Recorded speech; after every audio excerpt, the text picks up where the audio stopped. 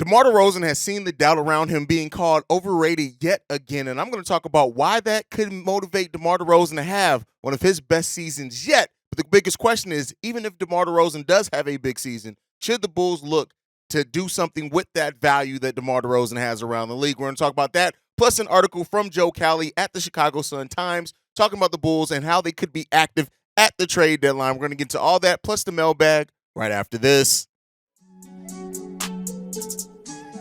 You are now tuned in to Chicago Bulls Central, your number one place for all Chicago Bulls news and content.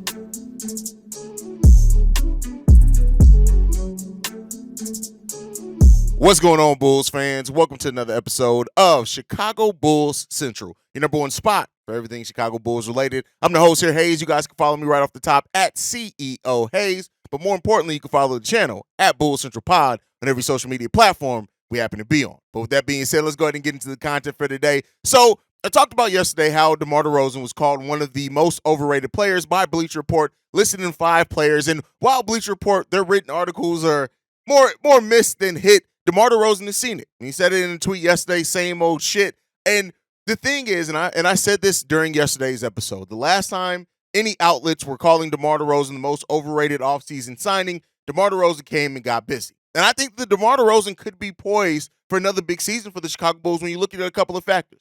It's a contract year. DeMar DeRozan, whether his future is with the Chicago Bulls or he's going to look to go elsewhere, he doesn't want to go through what he went through last time he was an unrestricted free agent, in which there were not a lot of deals out there that he could have got the money that he felt he deserved on, right? Some of the other contenders that he was going to go to, like the Lakers, when other places the Clippers fell through, and he ended up signing to the Chicago Bulls. So it being a contract year is already motivation for any player, right? And then when you look at his performance towards the end of the season, DeMar wasn't happy with his performance towards the end of the season, mainly because he had been dealing with an injury that we didn't know about for basically the entirety of the season. I think he said since November. And, with that said, like DeMar DeRozan still having the season that he had, dealing with an injury that's not like a huge injury, but definitely made him uncomfortable at times, just shows how resilient and how much of a warrior DeMar DeRozan is. He's hopefully coming into this season fully healthy, hopefully going to be able to stay fully healthy, and we can see him just by the nature of being more healthy,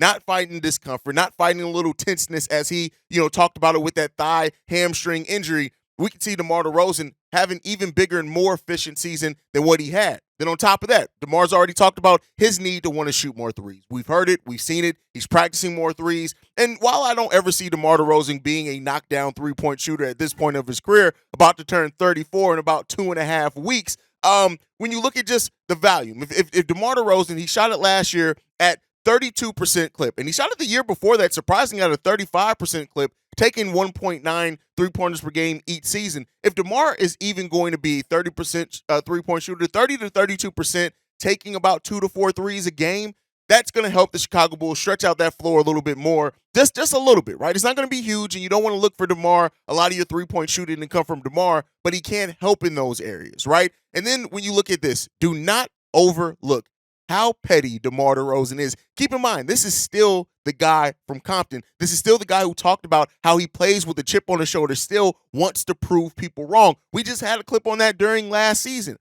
But best believe he's seeing all this doubt. He's seeing all this, not just around him, but around the team in general, and it's going to motivate him. And so I think that DeMar DeRozan is going to come in, and we could see an even better DeMar than what we saw last season. Now, I don't know if he's going to reach the highs that he did the season before last, where he's breaking Wilt Chamberlain records and things like that. But best believe DeMar is going to show and prove why he is not an overrated player in this league, and you guys can keep doubting DeMar DeRozan. And like I said before, while I'm somebody who's very much a proponent, right, and not against the Bulls maybe looking to move DeMar DeRozan depending on if they get the proper value in a deal, that still does not mean that I think DeMar is a terrible player, because he is not. And so when you look at just where he ranks on the all-time scoring list, the fact that he's only about 50 points less scored than Steph Curry, I think he sits at number 39 on the all-time scoring list, and he's taken a fraction of the amount of threes. Steph Curry has made over 3,000 three-pointers in his career. DeMar DeRozan has made less than 500. And the fact that they are not separated by that many points, it shows you what DeMar DeRozan can be scoring-wise. Now, it does bring the typical DeMar DeRozan conversation on, okay, well, does the scoring count when it matters the most, when the lights are on? And that's where you have to have a team that supports it. But that brings us into the next half of this, right? DeMar being in a contract year, all the things that I just labeled for DeMar are those things that AK and Eversley may look to get value out of, maybe on the trade market to look at this team. We've already talked about it. This team still has part of their mid-level exception, a disabled player exception, and their full biannual exception, all at their disposal. And that is a nice set of assets to have at your disposal at midseason if the Bulls do decide to do something. But as we go further along in this, I've already said I expect DeMar DeRozan to sign an extension more so than be traded. That just seems like what this front office does. And so, we'll end up seeing, man. We'll end up seeing. You guys can let me know your thoughts down below. But while we're talking about the trade deadline, Joe Cowley had an article over at the Chicago Sun-Times mainly talking about Zach LaVine and how everything's quiet on the trade front for Zach LaVine now, but that does not mean that AK and Eversley could not look to do something if the Bulls continue to struggle at the trade deadline. And I want to kind of talk about it from that point, right? Not the fact of circling it around Zach LaVine. I still think that the Bulls aren't necessarily, well, it depends. If they decide to go full rebuild, I do think at that point, yeah, Zach's on the table. But I think if they go more the way of retooling, maybe trying to get a little bit younger with some upside, I think there is absolutely a chance Zach could stay. But we need to talk about the chances that this Chicago Bulls team has to make something happen at the deadline if needed, right? And so when you look at it, one of the things that Cowley did point out in this article that I think was a fair point is that how teams would be adjusting and preparing for the new CBA by the midseason deadline. Now, he used it in the sense of our team's going to be willing to take on Zach LaVine's huge contract because they could be preparing for that more penalizing second tax apron. But I'm going to say this on the flip side. I think that the Chicago Bulls, that can make them even more buyers at the trade deadline because there are going to be some teams that have high tax bills that look at it and say, listen, this team isn't going to make a finals, a conference finals. We need to sell off some of these pieces so we're not having a huge tax bill by the end of the season. And so the Bulls could be in a prime position to take on some of those salaries. Like I said, you look at the disabled player exception, can absorb up to $10.2 million on that exception of a salary. You look at their mid-level exception. Now, that can only be used in the buyout market, right? Can't really use a mid-level exception to acquire a player in the mid-season or the biannual exception. But just by the nature of having those and being able to create trade exceptions for the teams to where they can then go out and acquire somebody at a minimum for not really having to sit on a lot of assets, the Bulls can't possibly, right? And, it always, with the Bulls, is always, you can never really bet on things, but the Bulls do sit in a situation where it could be promising for them at the trade deadline. The biggest question is, are they going to actually make a move? Now, that's where some doubt starts to creep in at, right? Because we don't know. Like, this AK and Eversley have had quiet trade deadlines two years in a row, right? The first year they were on, that's when they got active. They traded a bunch of players away, and Wendell and Daniel Gafford, players like that. But like ultimately, it's been quiet on the trade deadline front. And so there is enough mindset based off what AK has said that to think, hey, if the Bulls can be between 4 and 6, maybe then they can do something to go into the trade to the luxury tax, and maybe old man Jerry will pay it. But, even if they don't do that, you look to aggregate salaries, combine some things so they're still not necessarily over the tax, but they do absorb some salaries into some things, send out, some salaries as well. That's a possibility. I talked about the way that the Bulls have structured their contracts this season. All of them. Their extensions and the contracts of newly signed players, Torrey Craig and Javon Carter, they have set themselves in a situation where all these deals are movable. They're easily added in to match salaries, things like that. The Bulls have in a better position than what they've been the last 2 years. So while I'm not holding out any hope, I want to see what this team looks like first before we worry about trade deadline. I know it's basketball. A lot of Bulls fans are already thinking about, we can trade this guy. But ultimately, it's all about setting yourself up with the best assets. But one of the things with that is that we've seen AK and Eversley have assets before that, whether it be through not going to the luxury tax or ownership, they just have not used. So, with this team, having assets is one thing. It's how they're going to use them. We'll talk about that as we go on through the season. But let's go ahead. That's enough of me talking. Let's get into the mailbag for today. This first voicemail, this one's from Shay. Yo, Hayes, man. Hey, look, I know this may seem crazy when I say this, but, man, in order for us to get the most out of Patrick Williams, and I know I've been hearing a lot of people say, he needs to be more aggressive. Yeah. All that is true, but I think we might have to establish him as a second option on this team. Now, look, I know DeMar DeRozan in the contract year, but I believe that DeMar DeRozan is going to get the money that comes to him. But I think we have to establish Patrick Williams as a second option on this team. I know what you're going to say. Oh, he has to want it. Yeah, that's true. He's going to have to be more aggressive. But if you really want to get the best out of Patrick Williams, you're going to have to establish him as the second option on this team. Because I believe that DeMar DeRozan can get his at any time. You know, you can hold him to 10 points in the first half and he'll give you 40 in the second half. But I think we have to establish Patrick Williams early in games, you know. Let him get the feel of it, but in all reality, if you really want that next step, you're going to have to establish him as a second option on this team. Anyway, tell me what you think. Peace. All right, establishing P. Will as a second option. Here's what I'm going to say to that. You can't establish someone as your second option that you have not seen a sustained level of play or aggression from. I would love for people, and here's what I'll say. I'll say a mixture of, and we saw it some last season, right? We saw it some with Vooch too. Billy Donovan did run sets. There were a couple of games, I think it was a handful of games in a row, that Billy Donovan, the opening 2 plays were ran for Patrick Williams. Now, I think that we need to see a little bit more of that, but making him your second option, you can't even bet on a sustained level of play for him for a team that's trying to win, that's just not the right decision. Now, that's not to say that Billy Donovan shouldn't run more for Patrick Williams, that he shouldn't run more options for Pat and get him involved in more things, whether it be for him to, distribute the ball, use his point forward kind of abilities, or it be for him to eventually shoot it. So, and try to score and take it to the rim. He needs to run more for Patrick Williams, but I even, as much as I believe that truly, I still wouldn't say that it's ready. P. Will's ready at the position to be able to take a second option type role. Like, it's just not. There's steps to this. There's levels to this. And so, ultimately, I don't think that P. Will's ready for that yet. He has not shown enough to be ready for that yet, but I do think that you need to be moving him, and hopefully he's progressing towards that. We haven't really seen it yet, but hopefully Patrick Williams, who did take a step last season, hopefully he takes another step, and maybe even a bigger step this year, to where we can then start saying, hey, Billy, it's time. It's time to start turning over some things to P. Will, but he has to show it. That's just what it's trying to go to, and it'd be different if this was a team that was not trying to compete, right? They're not contending. We all know that, but trying to compete, right? And actually win as many games as possible. If this was a team that was not necessarily a tanking team either, but a development team that is their sole focus is developing their young players, yeah, absolutely. At that point, P. Will should be high on that list. But that isn't where this team is right now. But I do understand where your mindset is on that completely, Shay. Thank you for the voicemail. Let's get into this next one. This one's from Q. Hey, Hayes, how you doing? It's me, Q. I just watched your video. I watched the Locked On Bulls video. And when you and Pat were talking about P. Will, and that these articles on Bleacher Report, kind of like what I was talking about before, like just these articles on Bleacher Report and all these other crappy media networks, just writing headlines and trying to get headlines talking about, Pat is the weakest link.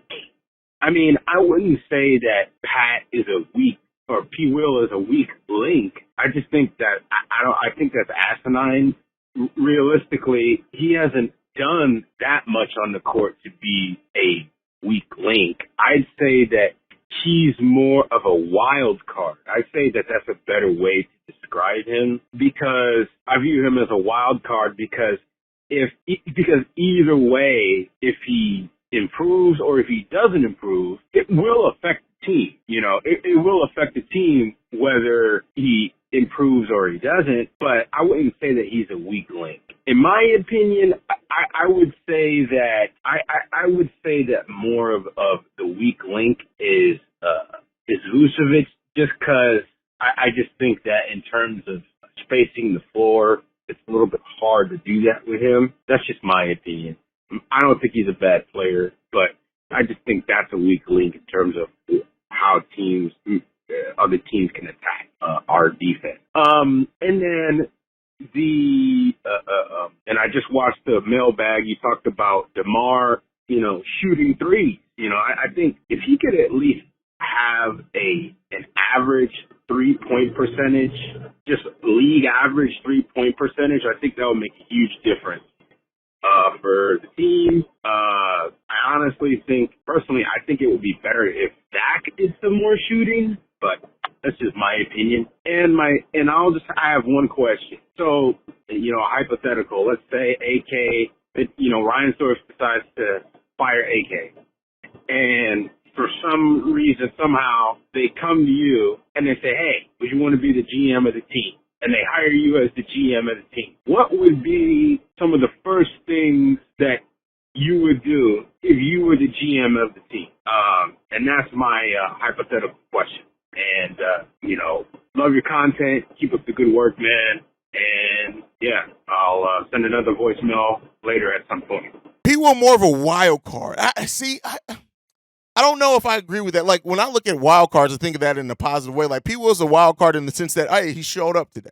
And like I said, and I hate sounding overly negative on P. Will because I'm still very positive on P. Will. Like, let me be clear. I'm not one of those people that are like, P. Will's a bust. Get him out of here. Let's trade him for anything. No, it's not that. I just want to see P. Will unlock a little bit more of his aggression, and I want to see Billy Donovan utilize him better and run more things for him. And that's what I think is going to help unlock P. Will a lot there, personally. That's what I think we'll end up seeing if that does happen. Now, as far as your second part of your question, if I was given the GM, what would be the first thing that I would do? Fire Billy Donovan. It's not even the right. I want a coach that would be better kind of at creating a system around their players, and a coach that has a better eye on developing, right? And then I'd evaluate, okay, what do we have in these young guys, right? That would be my first step. It wouldn't be trading DeMar. It wouldn't be trading Zach. It wouldn't be anything like that. I want a better coach, personally, in my opinion, in there. That's what I'd kind of do. But hey, not everybody's going to share that opinion. Let us know what you guys think down below. All right, let's get into this next one. This one's from Big O. What's going on? Hey, it's your boy Big O. My voice getting a little bit better, man. Great response to my last call in. Both could be true when you were talking about Zach LaVine and the price that they set for him. You're absolutely right. Both could be true because I don't, think that it's like they just want to get rid of LaVine. Like, we just got to get rid of him, for this particular price. But also at the same time, setting a value for him down the line if, they need to move on from him, or if they want to move on from him later on. But I also chimed in about your video you did today. You dropped on, Monday, regarding DeMar DeRozan. Because I know there's a lot of people, people that never played sports before, they don't understand how much the players love DeMar DeRozan. Like, you know what I mean? I hear a lot of these callers call in wanting DeMar gone because he's stunning people growth or he's shooting the ball a lot of times as if, Zach LaVine and Kobe White, those guys are frustrated that he's shooting. You know what I mean? They actually look up to DeMar. They know DeMar is one of their top guys. They love when DeMar is out there being DeMar and being great and leading the team and helping them win games. Those guys love DeMar. So, I kind of want to nip that in the bud as far as how fans think about it, how we see it, and what actually the chemistry is within the team. You know what I mean? Those guys look for DeMar to shoot those shots in those possessions. And it brings it back to what you were saying, it's coaching. You know what I mean? Hell, even Billy wants DeMar shooting them shots better no matter a lot of times. But it still has to be a better way to do it, to get everybody involved, to tap into everybody's potential. So, we get what DeMar is. We understand that. But like you said, he's still an all-star caliber player. You know what I mean?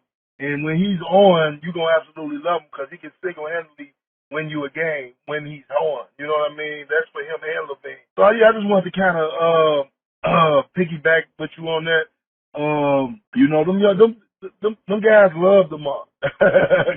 You know what I mean? You can't find nobody on that team to say anything bad about DeMar DeRozan. Hell, they're training with him. So, I want people to take that selfish context. You take it out of context. The selfish part of it is what you see versus how the players feel about it. They love DeMar. You know what I mean? So, they know what his game is, but everybody got to step up for the team to be better. So, thanks for taking the call, Hayes. Keep doing your thing, brother. Listen, the players on the team love DeMar. And I think the players in general on this team love each other, right? And I think they have good and fun times together, and that's all fine and dandy. But you can love somebody and it still not work out.